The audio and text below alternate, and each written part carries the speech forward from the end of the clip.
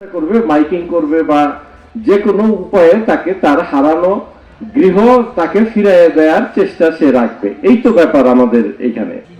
এখন দেখেন, নবী ওলিয়া উলিয়াদের জায়গাটা হচ্ছে এই হারানো মানব জীবনের ঠিকানা হিসেবে তারা এই পৃথিবীর বুকে আবির্ভূত হয়েছেন। নবীরা এই পৃথিবীতে আসছেন। সাহাবারা যখন নবীদের কাছে গেছেন তখন নবী তাদেরকে ইহদিনা সিরাতাল মুস্তাকিম অর্থাৎ দিন এবং সরল সহজ পথ তাদেরকে দান করছেন, দেখাই দিচ্ছেন। নবীরা ছিলেন উসিলাকারী। তদ্রূপ ওলিয়া উলিয়ারা হচ্ছে নবীর সিলসিলা শেষ হওয়ার পরে এই ওলিয়া উলিয়াগণই হচ্ছে আমাদের ঠিকানা, হারায়া যাওয়া ঠিকানা, অ্যাড্রেস। আমরা যদি তাদের কাছে গিয়ে এই ঠিকানা অ্যাড্রেস একমাত্র তাদেরকে ছাড়া আপনি পরকাল আর ইহকালের কোনো ঠিকানা আপনারা খুঁজে পাবেন না, তাদের কাছেই রয়ে গেছে সেই ঠিকানা। অতএব ওলিয়া উলিয়াদেরকে খাটো করে দেখার কোনো সুযোগ আল্লাহ তাআলার পক্ষ থেকে দেয়া হয় নাই।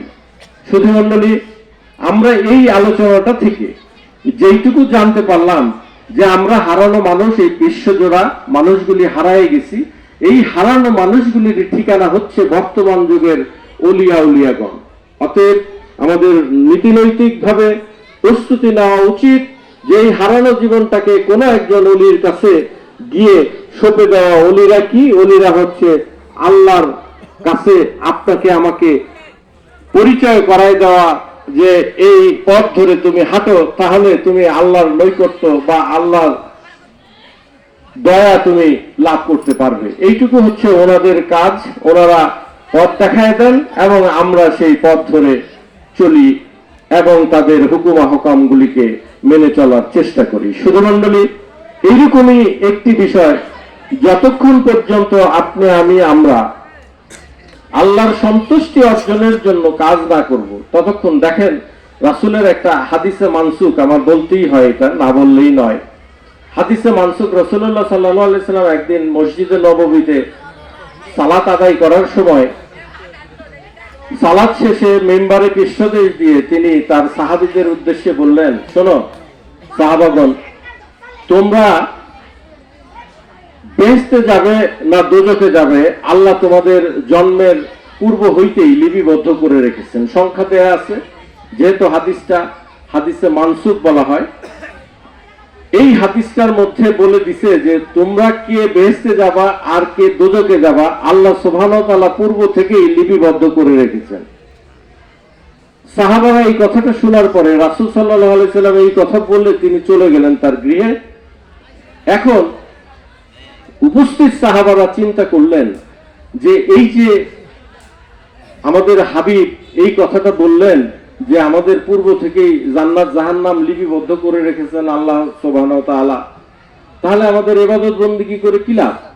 কারণ আমাদের তো ভাগ্য অলরেডি রচনা করা হয়ে গেছে, তাহলে আমরা কেন ইবাদত বন্দেগী করব? সাহাবারা সবাই একজোট হয়ে আলোচনা করলেন, করে তারা ওইখানেই বসে রইলেন। সেই আসর শেষ হয়ে গেছে, মাগরিবের সময় রাসূল সাল্লাল্লাহু আলাইহি সাল্লাম যখন আবার ফিরে আসলেন, এসে দেখলো যে তারা ওইভাবেই বসে আছে। তারা ওইখান থেকে খেতেও যায় নাই, বাহিরেও যায় নাই, ওই মসজিদে বসেই তারা আলোচনা করতেছিলেন। তখন রাসূল এসে তাদেরকে বললেন, কি ব্যাপার, তোমরা কি বাড়ি যাও নাই? বললো যে আল্লাহর হাবিব, আমরা তো এমন কথা বলে গেছেন সেটা নিয়েই জল্পনা কল্পনার মধ্যে ডুবে আছি, আমাদের তাহলে উপায় কি? তখন বলল, কি বলো? তখন বলল, আমাদের বেহেশত দোজখ যদি পূর্ব হইতেই লিপিবদ্ধ করা থাকে তাহলে আল্লাহর হাবিব আমরা এই নামাজ রোজা হজ যাকাত করে আমাদের লাভটা কি?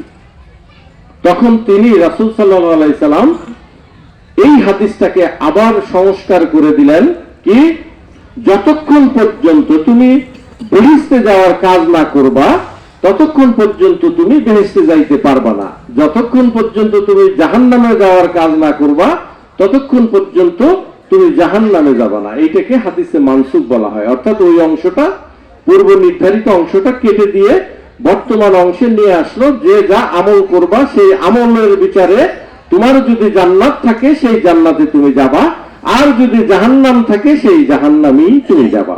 এই হচ্ছে হাদিসে মানসুক। এই জায়গাটা যদি আমরা বিচার বিশ্লেষণ করি তাহলে আপনার বিবেকের কাছে চলে আসেন সেখান থেকে রেজাল্ট দেয় যে আল্লাহ সুবহানাহু ওয়া তাআলা পরকালে আমাদের বিচারের সম্মুখীন করবেন, তিনি আমাদের বিচার করে জান্নাত জাহান্নাম দিয়ে দিবেন কর্ম অনুযায়ী, আমল অনুযায়ী। তাহলে আপনি দেখেন এই বিশ্ব ব্রহ্মাণ্ডে আমলের উপরে, কর্মের উপরে কি আছে সেইটুকু শুধু আপনারা বিবেচনা করে দেখবেন। সেই জন্য একজন অলির কাছে একজন ভক্ত গেছেন মুরিদ হওয়ার জন্য। তখন অলি বলছে, আমি তোমাকে মুরিদ করব বাবা, কিন্তু আগে আমার একটা শর্ত তুমি পালন করবে। তখন বলল, বলেন বাবাজি কি শর্ত? তিনি বললেন, তুমি কালকে দিনের মধ্যে আমার জন্য একটা সৎ মানুষ খুঁজে নিয়ে আসবা।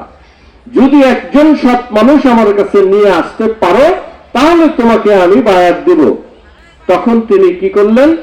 বের হয়ে গেলেন, বের হয়ে খুঁজতে শুরু করলেন হাটে বাজারে, যেখানেই লোকালয় সেখানেই গিয়ে বললেন যে বাবারে, তোমাকে নিয়ে আমার হুজুরের বাড়ি যাইতে হবে। বলল, কেন? বললো, আমাকে একটা সৎ মানুষ নিয়ে যাইতে বলছে। আমি আমার জীবন দশায় দেখছি তুমি খুব পরহেজগার মানুষ, তোমাকে নিয়ে গেলেই আমার বায়াতটা আমি হইতে পারবো, আমার হুজুর আমাকে বায়াত দিবে। তখন উনি বললো, না বাবা, আমার অজানা জানা অজানা কত অপরাধ ভুল আছে, আমি সৎ না বাবা, মাফ করে দাও আমাকে। এইরকম ভাবে হাটে বাজারে লোকালয়ে প্রত্যেকটা জায়গায় গিয়ে যে মানুষটাকে পছন্দ করে ধরে সেই মানুষটাই বলে যে বাবা, আমার জানা অজানা অনেক ভুল ভ্রান্তি পাপ আছে, অতএব আমি সৎ মানুষ না। এইরকম ভাবে দিন শেষে তিনি হতাশ হয়ে এক বাড়ির আঙিনায় গিয়ে তৃষ্ণার্ত অবস্থায় বসে পড়লেন, হতাশাগ্রস্ত। কাউকেই সে খুঁজে পাচ্ছে না একজন সৎ মানুষ। ওই বাড়ির একটা বাচ্চা ছেলে, 10-12 বয়সের বাচ্চা ছেলে বের হয়েছে, হওয়ার পরে বলছে, বাবারে এটা কি তোমাদের বাড়ি? বললো যে জি কাকা, এটা আমাদের বাড়ি। বললো, আমাকে এক গ্লাস পানি খাওয়াইতে পারবা? বললো, অবশ্যই পারবো। ছেলেটা দৌড়ে গিয়ে এক গ্লাস পানি এনে দিলেন। উনি একেবারে এক ঢোকে সেই পানিটা খেয়ে ফেললেন। এই দৃশ্য দেখে বাচ্চাটা জিজ্ঞাসা করলেন, মুরব্বী, আমি যদি একটা কথা জানতে চাই আপনি কি আমাকে বলবেন? তখন বলল যে, বলো বাবা। বললো, আপনি যেভাবে পানিটা খাইলেন আমি দেখলাম যে আপনি অত্যন্ত তৃষ্ণার্ত, এত তৃষ্ণার্ত কি করে হইলেন আপনি? তখন তিনি বলল, ভাই এই যে বাবারে, তুমি তো বুঝবা না, ছোট মানুষ, তারপরে তোমাকে বলি যেহেতু জিজ্ঞাসা করছো। তখন এই ছেলেটাকে বলল যে বাবা, আমি একজন হুজুরের কাছে, একজন অলির কাছে গেছি মুরিদ হওয়ার জন্য, বায়াত নেওয়ার জন্য গেছি। সেই হুজুর আমাকে শর্ত দিছে যে একজন সৎ মানুষ তার কাছে নিয়ে যেতে হবে, না হলে আমাকে বায়াত দিবে না। তখন বাচ্চা ছেলেটা হাসি দিয়ে বলল, আপনি কি কাকা? বলল, কেন, আমি মানুষ। তখন বাচ্চাটা বলল, আপনি সৎ হয়ে যান, আপনি সৎ হয়ে যান, তাহলেই তো আপনি আর কাউকে খুঁজে নিতে হয় না। তখন সেই লোকটা চিন্তা করে দেখলো যে বাবারে, এ তো ফেরেশতা, এ তো বাচ্চা না, ফেরেশতা। চুপ করে একদম মাথা নিচু করে হেঁটে হেঁটে গিয়ে করজোরে গিয়ে হুজুরের কাছে বসে বসলো, বসে বলল যে হুজুর, আমি এই বিশ্ব ব্রহ্মাণ্ডে দেখি না যে কেউ সৎ আছে, তাই আমি আজকে আপনার কাছে অঙ্গীকার করি যে আমি আমার যত গুনাহ আছে, যত অপরাধ ভুল আছে, আজকে এই মুহূর্তে আপনার সামনে অঙ্গীকার করতেছি যে আমি আর জীবনে কোনো ধরনের অপরাধ, অসৎ অপকর্মের সাথে সম্পৃক্ত হব না। এই মুহূর্ত থেকে আমি সৎ মানুষে পরিণত হয়ে গেলাম। এই অঙ্গীকার, সুবহানাল্লাহ বলবেন না? এই অঙ্গীকার যখন তিনি সেই অলির সামনে করে ফেললেন, তখন অলি বলল, মারহাবা বাবা, তুমিই যোগ্য, আসো আমি তোমাকে বায়াত দিব, একেবারে অন্তর খুলে আমি তোমাকে বায়াত দিব, আল্লাহর সাথে তোমাকে সম্পর্ক করিয়ে দিব ইনশাআল্লাহ। শুধু মণ্ডলী, যে যে যাই করি না কেন, আমাদের মানসিকতাটাকে এমন ভাবে তৈরি করতে হবে যেন আমি একজন সৎ মানুষ হিসেবে, যতক্ষণ আমি আমাকে সৎ হিসেবে তৈরি না করব, তৈরি না হব, পৃথিবীর কোনো সাধ্য নাই, কারো শক্তি নাই যে আপনাকে সৎ করে। কারণ কি জানেন? আপনারা বুঝে নেবেন যে আল্লাহ সুবহানাহু ওয়া তাআলা, আল্লাহর সাথে কৃত অঙ্গীকার, কৃত অপরাধ যদি আমরা করি সংগঠিত, তাহলে আল্লাহর কাছে এক সময় যদি ক্ষমা প্রার্থনা করি, আল্লাহ নিজে বলেন যে আমি অপেক্ষায় থাকি কতক্ষণ আমার বান্দা আমার কাছে ক্ষমা প্রার্থনা করবে, আমি তাদেরকে ক্ষমা করে দিব।